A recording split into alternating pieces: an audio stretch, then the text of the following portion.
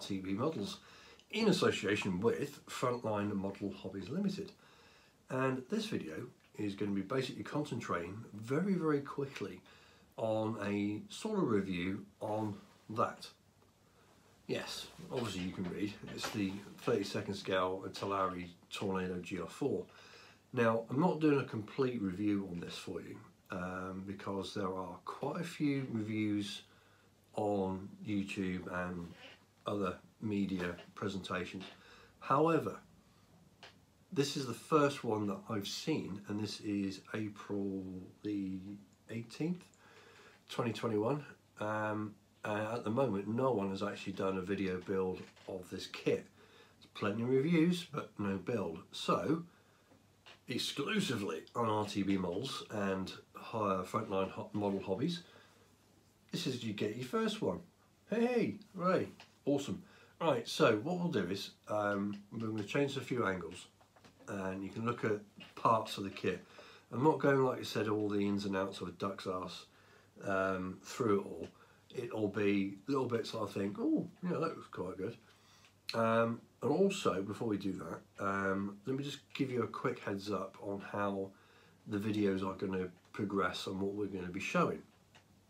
Now, obviously, this is a very quick review, but in the other videos, what we'll do is we're going to concentrate on the cockpit and the front fuselage. Now, the cockpit is going to be a standalone video as well, so it will be British or RAF modern cockpits, and that will be a separate video along with in the group, as in the Tornado. So it'll be easier for other people to go and have a look at how I do cockpits and not have to troll through a whole thing to find what they want.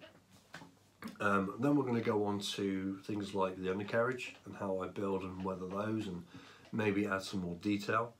That will be the main fuselage of it, looking at the intakes, looking at the engines, and just generally building it all up until we get to the actual sort of like the wings and all the rest of it, and how they, like, you know, variable geometry and all that kind of stuff.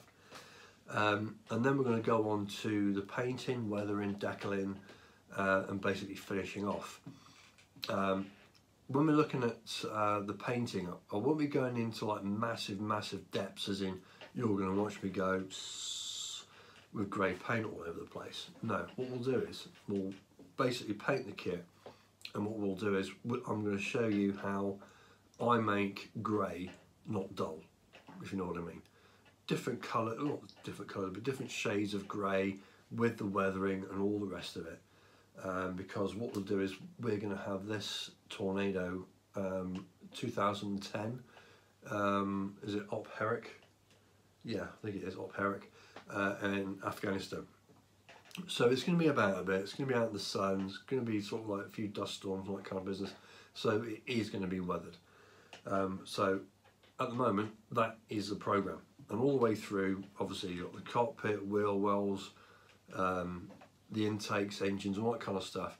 All these will be at some point separate standalones, but again part of the main group of videos that you'll see in the playlist or on my videos. Okay. Rob from Frontline Model Hobbies, he's also be doing things similar to this, but obviously with other kits. As far as I know, I think he's either going to be starting on the new Osprey from Hobby Boss, or the Trumpeter ME262 in 32nd scale. So I'm not too sure yet. Anyway, keep your eyes open for those. They are going to be good, and hopefully what you'll get from me is another little bit of, oh, I haven't done it that way before, or try Lenny's. No, it's rubbish. Anyway, you'll get the drift. So what we'll do is I'm going to go through little bits and pieces with the kit, again, not all of it, but at the end of the video I have already taken still pictures of pretty much all of the grey sprues, but not the instructions and all that kind of stuff and the photo etch that goes with it. That is purely going to be, you know, go off and watch you know, a more of an in-depth sort of like review. So basically, you've had 5 minutes of me waffling. You'll probably get another 5 minutes of me just showing you bits and pieces, and the rest of it will be just the stills. Okay, so until then, see you. Well, not see you. We'll carry on now. Yeah, we'll crack on. So yeah, cool. Go have a look at this. It's quite good. This. Right, I've picked out a few sprues just to show you, just randomly. However, on this one, which is sprue E, I just wanted to show you the level of detail that you do get on the cockpit. It is quite substantial and it is really nicely done.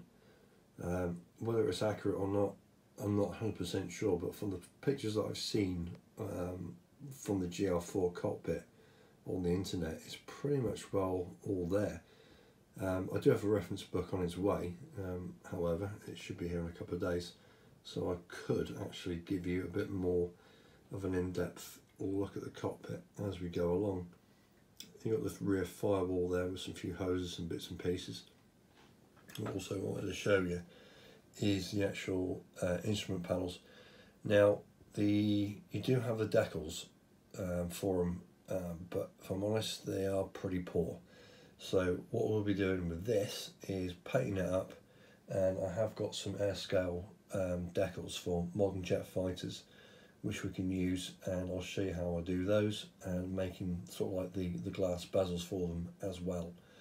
Also, just wanted to show you the panel lining for the actual front part of the fuselage. Rob did actually say this, and I quite agree with him. The panel lining is a bit sort of like thick. However, once it's all painted up, hopefully it'll tab down a little bit and it will go well with the actual weathering process itself. But one thing you will find is like the actual panel lining is pretty much the same throughout. There will be some changes obviously because of the size of the fuselage and the corners and stuff like that, but generally it is looking rather nice. So that's sprue E.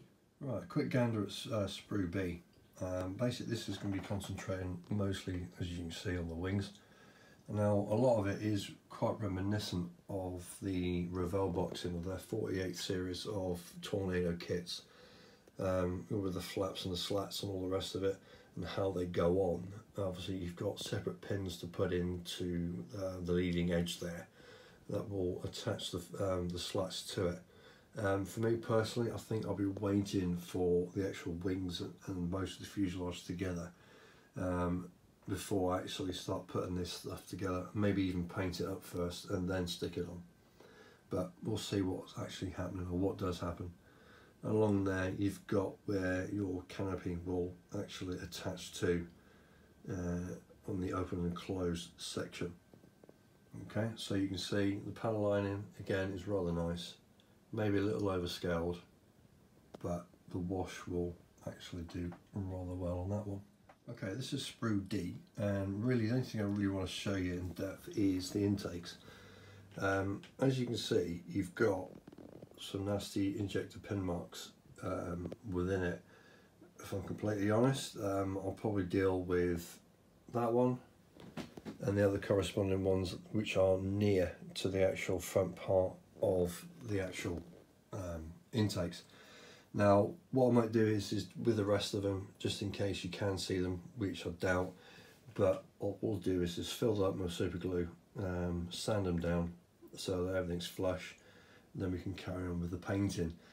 But really the only ones I can see any issues with is that one there, and obviously with the corresponding ones as well. One thing we'll touch on very quickly is the undercarriage. Quite a nice detail. You've got brake lines or hydraulic lines or whatever you want to call it. They're nicely moulded on there, and just parts of the engine, as in the frame and the yeah, just the frame. Okay, so that's sprue D. Okay, and the last one I'm going to show you is sprue A. Basically, as you can see, it's you've got the top half of the fuselage there and the bottom, and you've got parts of the side fuselage there as well. One thing I will say is on the air intakes, the air brake system. The detail for me, it's a little soft. It's not as sharp as, say, like the instrument panels or other parts of the actual kit. It does look like it has been sort of like left alone and not really bothered with. However, you know, we'll paint them up, we'll have them open, and you can see the detail actually within. The actual surface detail again is quite reminiscent to the rest of the actual front fuselage.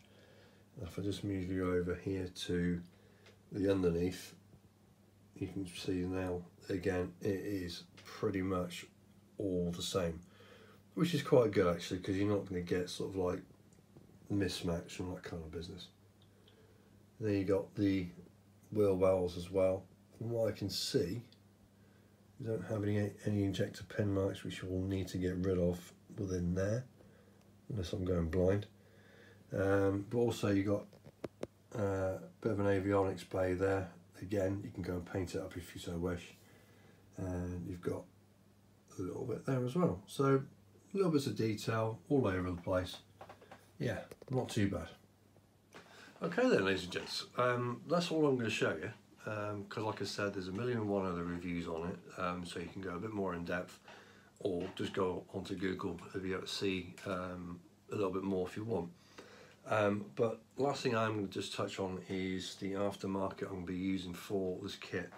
I'm not going to be using loads, but what I do have, I did buy a set of the Italeri, the GBU-12s, the bombs on that one. Obviously I've mentioned you've got the S-scale instrument decals. I've also got a set of the seat harnesses for the ejector seats, and also I've got some aftermarket resin wheels for the Tornado. So with that being said, I did, funny enough, where's it gone? I'll put it somewhere. I did actually get a Sky Shadow pod for it, but neglected to actually look properly and see it's a 148 scale and not 132. Nice one, Lenny. Anyway, I've got a GR.4 upstairs from Ravel. I can use that on anyway, so it's not a complete waste of money. But what I'll try and source is another one for it, a 32nd scale. I'm not saying that the ordnance for the actual kit itself is crap. It's quite good actually. It's nicely detailed, but again, we'll go through all that when we actually get to that stage, and we can look into it a bit more in depth. Also, what else am I going to get for it, or what's on its way? And a boss pod as well. That should be here in the next week or so. Anyway, that's it. This is going to be the beginning of the first set of builds for the 1/32 scale Tornado GR.4 from Italeri. So, yeah, what was I going to say? Oh yeah, the stills. All the major stills for the actual kit will follow now, and go and just browse through them, pause and all the rest of it, and see what you think. Okay, so all I need to say now is thank you, Rob, for getting me this kit, and hopefully we'll be able to make a good start to this, and we'll have, well yeah, the first one on YouTube. So yeah, awesome. So you take care of yourselves, happy modelling, and also see you on the first video. Cool beans. Right, take it easy fellas. Ta-da.